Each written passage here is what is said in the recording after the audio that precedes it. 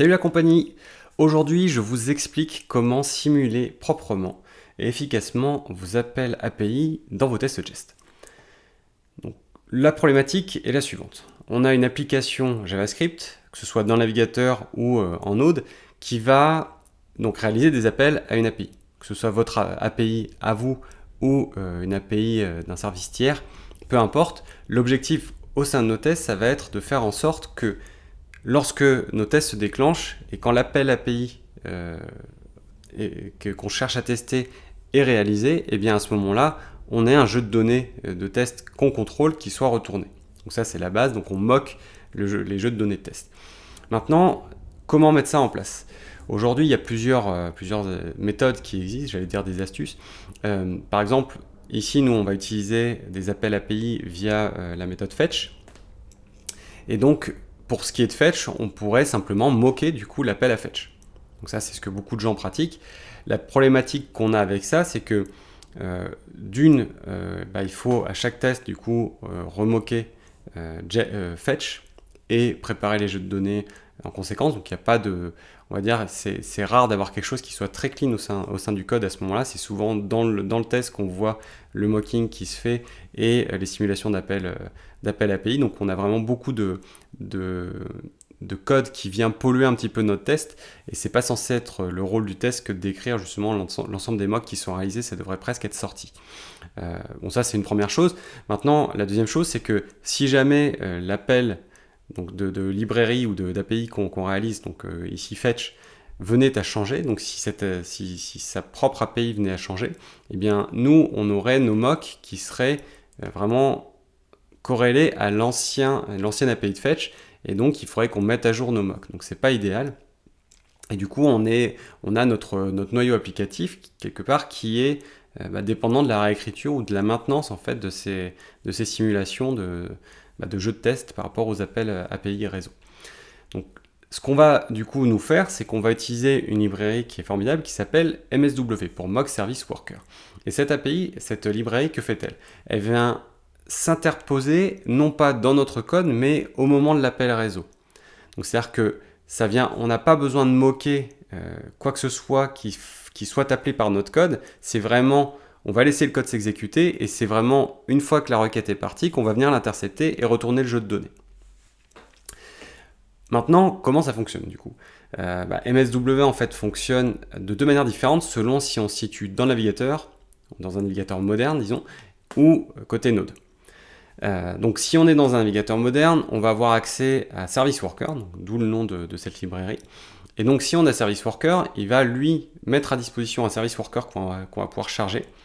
Et dès lors qu'on a une requête qui va partir de notre application, eh bien la requête va être interceptée par le Service Worker. Le Service Worker, lui, va avoir un ensemble de jeux de données qui vont être présents, qui vont être chargés, qui vont dire pour telle URL, tu réponds avec tel jeu de données. Et donc dès lors qu'il a une URL qui correspond à un de ces jeux de données, il va pouvoir retourner directement le jeu de données en conséquence. Donc il y a aussi un côté performance qui est intéressant là-dedans. Donc ça c'est bien quand on est dans un navigateur moderne ou quand on est dans un navigateur. Maintenant, comment ça se passe si on est par exemple ici côté Jest, donc côté Node.js, qu'on a besoin de tester nos appels API directement, du coup sans navigateur. À ce moment-là, il a une autre procédure qui se met en œuvre et qui va être d'intercepter ou plus exactement de réécrire une partie des appels aux API natives Node.js sur tout ce qui est HTTP et XML HTTP request. Donc lui, il va s'interposer entre les deux, il va récupérer du coup sur le même principe que le service worker, il va faire une sorte de proxy en fait via l'API Node et nous retourner les jeux de données qui nous intéressent, qu'on pourra tester du coup en conséquence. Donc sur le principe, c'est assez simple, et ce qui est intéressant, c'est qu'on va voir que la mise en œuvre est relativement rapide et la maintenabilité est plutôt bonne. C'est-à-dire qu'on sort vraiment nos jeux de données de test et la simulation API, on met ça dans un coin à part avec peu de fichiers à maintenir, et du coup, au sein de nos tests, on se concentre vraiment sur si je fais cet appel API, je suis censé récupérer cette valeur. Donc on va voir tout ça ensemble. Alors pour faire mes démonstrations, je vais me baser sur un projet existant qui va nous permettre d'avoir un socle de départ à l'application. Donc il y a déjà des requêtages API qui sont en place. Maintenant, à nous de mettre par-dessus du coup MSW et les tests associés. En soi, le projet, en réalité, il embarque déjà les tests ainsi que la mise en place de MSW, même Storybook y compris, pour la réutilisation justement des jeux de données par MSW. Mais nous, ce qu'on va faire, c'est qu'on va récupérer donc ce projet. Donc je vais le cloner sur ma machine. Et ce que je vais faire, c'est que je vais faire un reset, puisque j'ai une étape qui est préparée, qui a le tag start, et qui est justement une étape antérieure en fait à la mise en place de MSW. Donc on a déjà l'API qui est en place, on a tout l'outillage de base, mais on n'a pas encore MSW, et donc on va pouvoir mettre en place à partir de là.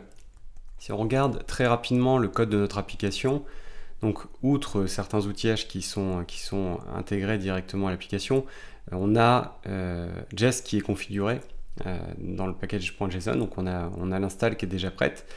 D'ailleurs, il faudra qu'on procède au npm install après. On a deux répertoires principaux qui sont src pour les sources et dist pour la destination donc, de build via Webpack. Et donc, on a un fichier index.js qui est le point d'entrée applicatif mais qui ne nous intéresse pas particulièrement, ainsi que les composants là, dans le sous-répertoire components. Mais ce qui nous intéresse, nous, c'est le fichier api.js. C'est celui-ci qu'on va traiter avec nos tests, du coup, pour Jest, via Jest. Et donc ce fichier, il contient pas grand chose en termes d'appels, puisqu'on ne cherche pas à faire une application de dingue. Par contre, il contient donc des appels fetch à donc getPost, donc la liste des posts qui sont disponibles dans une API open source qui s'appelle JSON Placeholder, qui nous sert de test, du coup d'API test. Et on a getPost avec un ID qui permet de récupérer une entrée. Et il y aura éventuellement la création d'un post plus tard, mais nous on va se concentrer donc sur la récupération pour nos tests. Donc maintenant qu'on a ça, on va passer aux installs. Donc comme on l'a dit, de retour dans notre terminal, on va procéder à l'installation des dépendances qui sont déjà prêtes en fait au sein du projet. Et une fois que ça se sera installé, donc on aura donc Jest d'installer. Et donc une fois que ça s'est installé, on va pouvoir installer cette fois-ci donc, notre module MSW, donc avec un npm install /savedev MSW, ou avec yarn si vous préférez. Donc en /savedev puisqu'il ne nous est utile que lors des développements. Et une fois qu'il est installé, on va devoir procéder à plusieurs étapes. La première étape, ça va être la définition du coup des mocks, donc des éléments qu'on veut servir en test pour répondre à telle ou telle requête. Donc on va créer pour ça un fichier handlers dont on va parler dans quelques instants. Une fois qu'on aura ces jeux de données qui seront définis, on va ensuite créer un serveur MSW, enfin faussement un serveur, puisqu'on a vu c'est pas réellement un serveur qui va être monté. Et ce serveur, en troisième étape, il va falloir qu'on vienne dire à Jest de le charger. Et donc pour ça, on va utiliser les hooks Jest pour pouvoir démarrer le serveur au démarrage avec Jest. Ensuite, après chaque suite de tests, réinitialiser les jeux de test pour pas créer de confusion d'un test à l'autre, des fois qu'il y ait des attentes particulières qui soient réalisées. Et en dernier lieu, du coup, à la fermeture de Jest, il faut que le serveur soit éteint également. De retour dans mon éditeur, je vais créer dans le répertoire src un sous-répertoire MOX qui sera la destination de l'ensemble des fichiers de configuration MSW. Donc ça, c'est conforme à la doc, c'est ce que nous recommande la documentation officielle.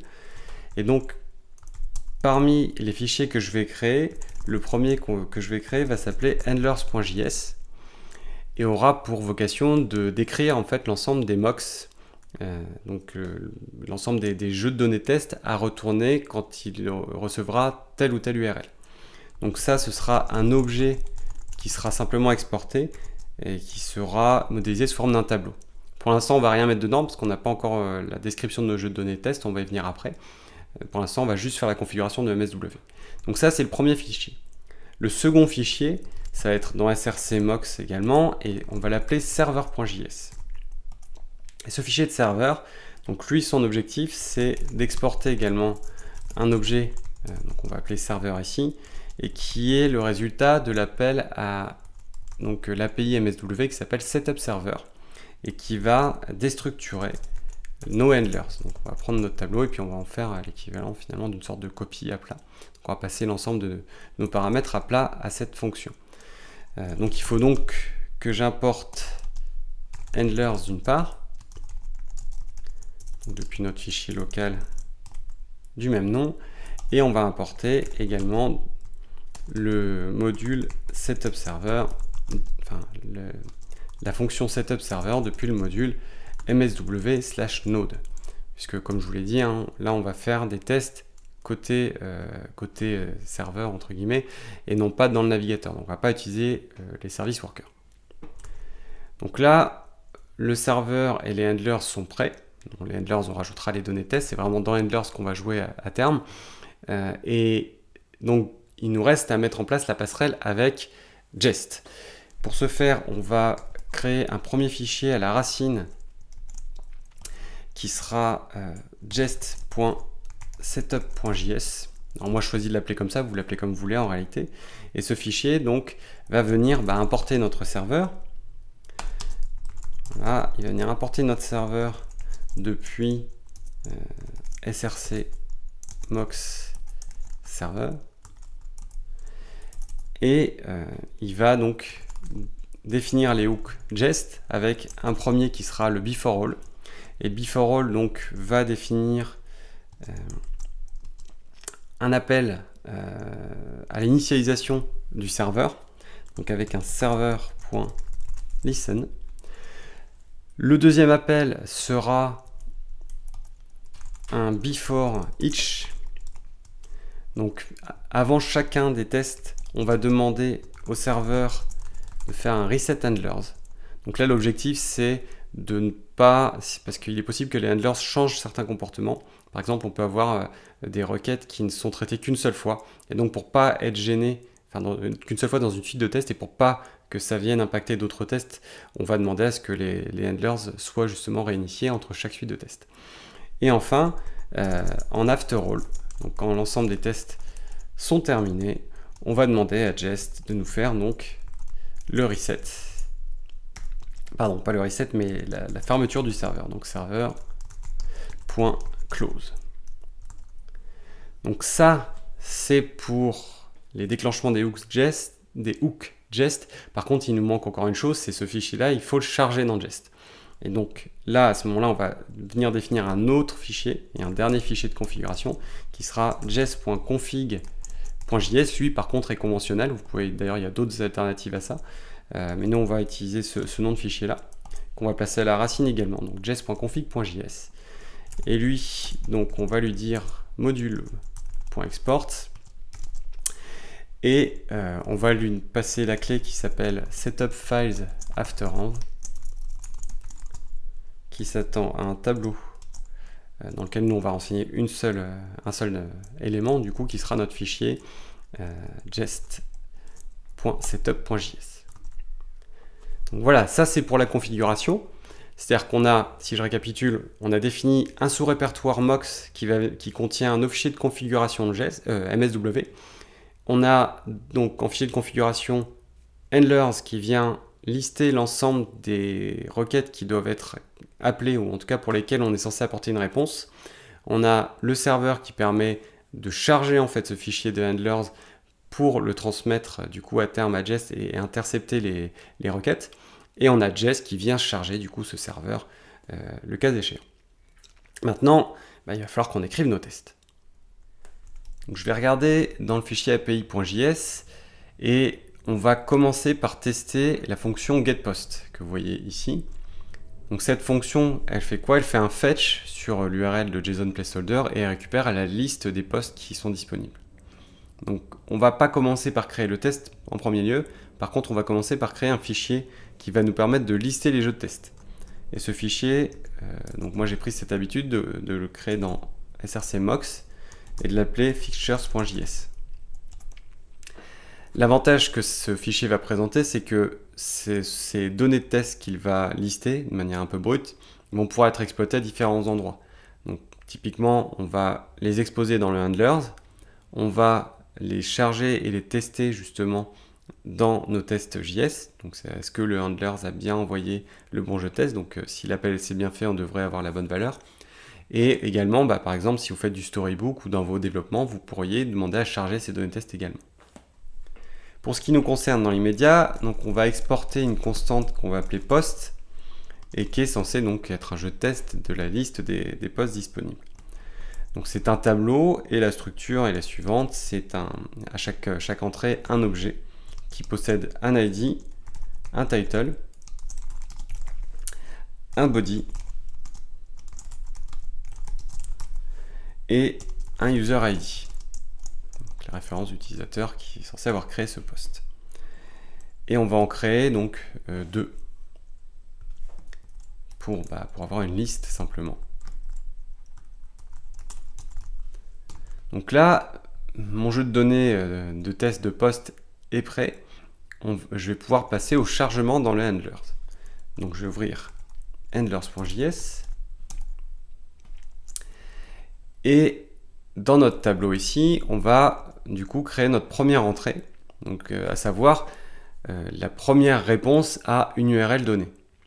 Donc le format de cette entrée, il va être assez simple, on va dire, mais sur un format très spécifique, c'est-à-dire qu'on va avoir une clé ici qui va s'appeler REST, puisque c'est un appel REST, donc qui est chargé depuis MSW. Et cet objet REST me permet de décrire la fonction, donc HTTP, la méthode HTTP qui est attendue. Donc j'ai REST.get. Donc lorsque j'ai un appel d'API deep REST de type GET sur l'URL, donc on doit avoir un postbase URL qu'on avait exporté dans le fichier d'API. Lorsque je reçois un GET sur cette URL donnée, à ce moment-là, je vais fournir une réponse. Et la réponse, ça va être exprimée sous forme d'une fonction, d'un gestionnaire de réponse qui va prendre 3 arguments. Le premier argument, ça va être la requête, qui va donc décrire la requête interceptée. Donc on va pouvoir éventuellement manipuler ou récupérer des informations de cette requête. Là, en l'occurrence, ce ne sera pas le cas. Le deuxième paramètre, ça va être la réponse. La réponse, c'est une fonction utilitaire qui va nous permettre de créer la réponse en réalité. Et le troisième argument, ça va être le contexte. Et le contexte, ça va être un objet qui nous fournit d'autres fonctions utilitaires qui vont nous permettre de renseigner le statut, les entêtes de la réponse et le corps de la réponse. Donc, nous, ici, on est dans un cas très, très simple puisque on reçoit une URL, on renvoie le jeu de test sans se poser de questions, de paramétrage ou quoi que ce soit au sein de l'URL. Et donc, la réponse, ça va être la création de la fonction de réponse, enfin l'appel de la fonction de réponse, donc pour créer cet objet de réponse.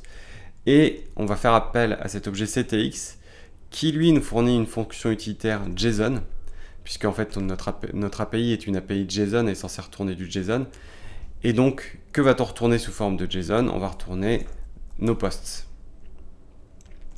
Voilà. Donc là, on a terminé en fait la description de notre premier jeu de données. Donc en réponse, un appel d'API REST en GET sur l'URL post base URL, on va venir apporter une réponse qui est un objet JSON qui liste nos posts. Donc ça c'est fait, c'est prêt. Le serveur est déjà prêt. Maintenant, il ne nous reste plus qu'à créer notre test. Donc on va créer un fichier qui n'existe pas encore et qui va s'appeler, donc je vais mettre ça dans src à côté de mon fichier d'API. Je vais appeler ça api.test.js et on va venir l'éditer. On va donc venir décrire notre premier scénario de test, donc, qui s'intéresse au post. Et on va donc créer notre premier test également, donc, qui va dire que ça charge bien. Voilà, donc notre premier test va faire appel donc à une fonction qui va nous retourner une promesse. Et pour faciliter plus exactement la lecture de notre test, on va venir enrober ça donc avec de l'async await plutôt que du traitement de promesses avec du Zen qui serait pas forcément très élégant. Donc async ma fonction de test. Et donc on va récupérer en faisant l'appel à notre getPost, on est censé récupérer notre jeu de données de test. Donc on a cet appel à getPost qui est censé appeler l'API. L'API est censée faire la requête réseau qui est interceptée par MSW qui est censé nous répondre avec le jeu de données de test qu'on a renseigné. Donc si tout ça se passe bien, on est censé pouvoir tester avec notre expect. Donc le fait que nos postes récupérés ici sont égaux aux postes de fixtures. Donc là, le test est écrit. Donc on a le scénario global qui traite des postes. Le premier test qui dit qu'on s'attend à charger l'ensemble des postes. L'enrobage avec du async await pour pouvoir faciliter la lecture du test. Et du coup, simplement l'appel en chargement des données de test et la confrontation avec le jeu de données post. Il ne reste plus qu'à vérifier si ça fonctionne bien.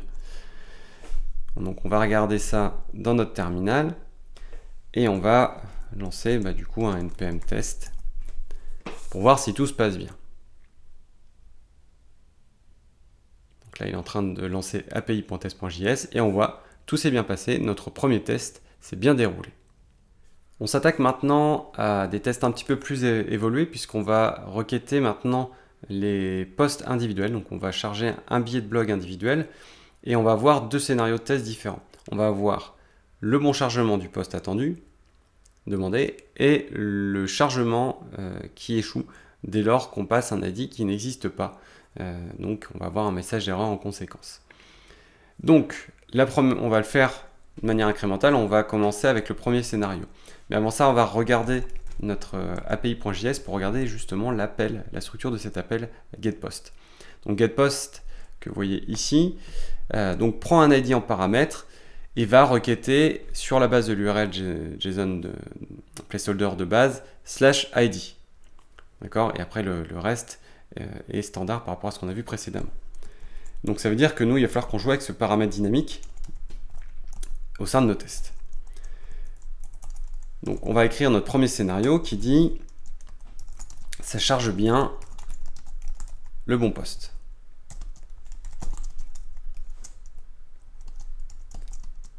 Et donc on va récupérer un objet post lorsqu'on fera l'appel donc à cette fonction getPost que je vais pouvoir importer la volée. Voilà.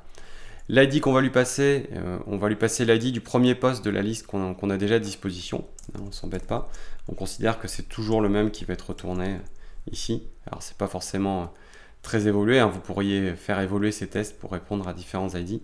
Nous en l'occurrence ici on va se concentrer sur juste une réponse simple. Et donc notre expect va vérifier que post soit égal à post à 0. Alors pardon, le paramètre qu'on passe au-dessus, c'est pas post à 0, c'est post à 0.id. Donc lorsqu'on appelle getPost avec l'id du premier poste de la liste, on est bien censé récupérer du coup le premier poste de la liste. Maintenant, donc ça c'est l'écriture du test. Le test, les jeux tests ne sont pas encore chargés pour cette requête-là. Donc on va, pour cette URL-là en particulier, donc on va venir enrichir ici nos handlers. Et on va lui dire, donc lorsque tu reçois une requête du type postBaseURL /un ID, on va du coup répondre avec le poste attendu. Alors vous notez ici la syntaxe qui va permettre de renseigner auprès de MSW le fait qu'on a un paramètre dynamique qui pourra justement être extrait à terme via l'objet rec, ce qu'on va voir dans quelques instants.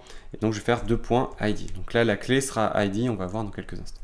Dans l'immédiat, on va juste traiter le cas nominal, à savoir ça répond quoi qu'il en soit avec post à 0. Je vais reprendre mon terminal et je vais relancer du coup les tests cette fois-ci en mode watch pour pouvoir suivre l'évolution de nos tests par la suite. Donc là on voit que Jess s'est bien exécuté et que notre nouveau test s'est bien passé, il n'y a pas eu de problème. Maintenant ce qu'on va faire, c'est qu'on va retourner dans api.test.js et sous ce test it loads the targeted post, on va venir créer un autre qui va dire que ça échoue. Donc it fails to load an an unknown post. Donc on s'attend cette fois-ci, donc lorsqu'on requête avec un ID qui n'existe pas, donc on va créer après une clé dans le fichier fixtures.js qui s'appelle unknown post ID pour pouvoir centraliser une fois de plus l'information. Et donc on s'attend non plus à recevoir un post en réponse, mais à recevoir une erreur qui va dire du coup unknown post with ID, et on va renseigner l'ID.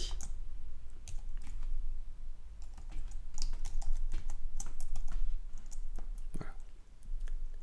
Donc on s'attend à obtenir une réponse de ce type là. Queen parce que unknown post ID n'existe pas, hein, donc le test échoue en dessous.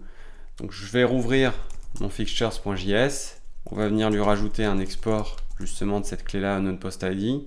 On va lui donner une valeur qui n'est pas dans la liste des posts déjà existantes, sinon ça risquerait de nous gêner.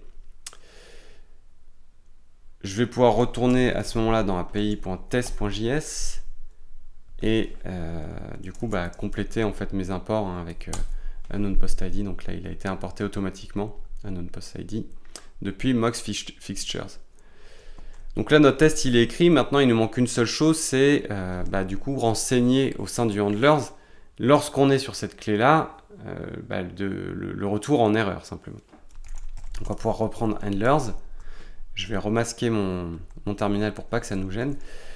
Et donc ici, là on avait juste notre réponse à notre postbase URL /ID. On va venir enrichir tout ça. Cette fois-ci en lui disant que déjà qu'on veut récupérer. Donc je convertis ça en fonction avec un bloc de fonction. Et on va vouloir récupérer donc l'ID. Donc pour récupérer l'ID, on va pouvoir, donc comme je vous ai dit, faire appel à l'objet rec. Rec va nous fournir donc cet objet params qui du coup contient les clés dynamiques qu'on a renseignées dans l'URL. Donc le 2.id, donc je vais pouvoir faire un ID. Alors là, il y a une chose qui va être que je vais devoir faire, c'est la reconversion en fait en numérique de cet ID, puisque tout ce qui est extrait en fait de l'URL est extrait sous forme de chaîne de caractères. Donc je vais juste caster avec un number ici. Et à ce moment-là, je vais pouvoir confronter mon ID avec le unknown post ID. D'où l'intérêt de l'avoir centralisé dans Fixtures, ça me permet de ne pas avoir de magic number qui traîne quelque part.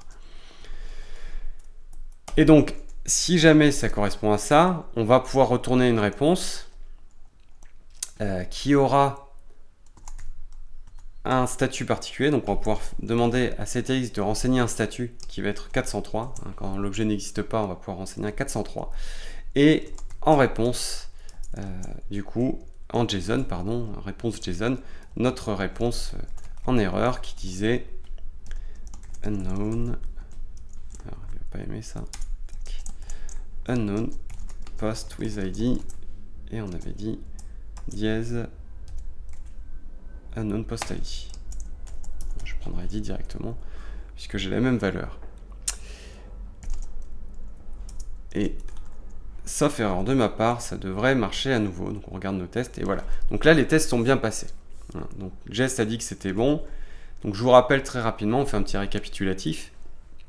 Au sein de nos tests, on a décrit donc nos deux scénarios, le succès et l'erreur. Le succès reprenait en jeu de données le premier enregistrement dans la liste des postes.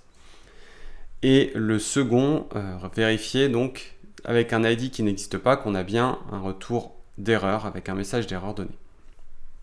Donc on a mis en place ces tests. Et ensuite dans Handlers, on a donc redéfini un nouveau gestionnaire répondant à l'URL qui est postbase URL / un ID dynamique. On a extrait cet ID avec rec.params.id qu'on a casté puisque, comme je vous ai dit, c'est une chaîne de caractères de base. On vérifie si c'est l'unknown, à ce moment-là, on retourne l'erreur et sinon, on retournait post à 0. Voilà. Donc, vous voyez, les scénarios ne sont pas très compliqués, en tout cas pour ce qui est au niveau de nos tests. Ça reste quelque chose d'assez simple. C'est un chargement, une confrontation en égalité la plupart du temps. Et pour ce qui est de nos handlers, vu qu'on a extrait les objets bruts de test dans Fixtures, nos scénarios sont décrits de manière assez concise et ça reste assez lisible et maintenable. C'est vraiment là un des gros points forts de MSW, c'est-à-dire que derrière, vos tests garderont toujours à peu près les mêmes aspects, et surtout c'est ces handlers que vous allez pouvoir enrichir au fur et à mesure. Voilà pour cette vidéo, j'espère que ça vous a plu et que vous saurez tirer parti de MSW au mieux, que ce soit dans vos tests ou même avec Storybook. D'ailleurs, n'hésitez pas à regarder du côté de nos articles, ainsi que notre autre vidéo sur le sujet, donc MSW et Storybook cette fois-ci, qui va dans la continuité en fait de ce qu'on a vu ici, puisque tous les handlers qu'on a vus ici peuvent être réutilisés en l'état dans vos stories ou même simplement en mode dev si c'est quelque chose qui vous intéresse. Voilà, en attendant, je vous dis à très bientôt.